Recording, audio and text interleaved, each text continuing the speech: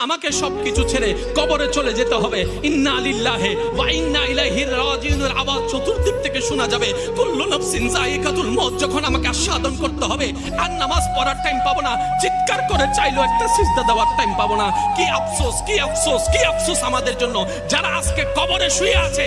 তারা রবের কাছে ফরিয়াদ করছে, মাওলা একটা সুযোগ দাও, দুনিয়াতে গিয়ে একটা নামাজ পড়ে আসি, একটা সিজদা দিয়ে আসি।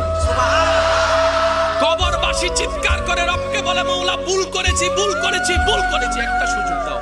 আবার দুনিয়ায় যাব মাওলা, হাজার ব্যবসা থাকুক আমি নামাজ ছাড়বো না, হাজার চাকরি থাকুক আমি নামাজ ছাড়বো না। মাওলা একটা সুযোগ দাও, একটা সুযোগ দাও, একটা সুযোগ দাও। মাটির নিচে যারা আছে তারা বলছে, আর মাটির উপর যারা আছে তারা বলছে, ভাই নামাজ তো পড়তে আয়। একজনে বলে যে কিভাবে আসবো, আমার প্যান্ট তো ঠিক নাই, আমার প্যান্টও ঠিক নাই, আমার শরীর তো পাক নাই, আমার কাপড় তো পাক নাই। আরেকজনে বলে আমি যদি নামাজে যাই দোকানটা এখন বন্ধ করে লসে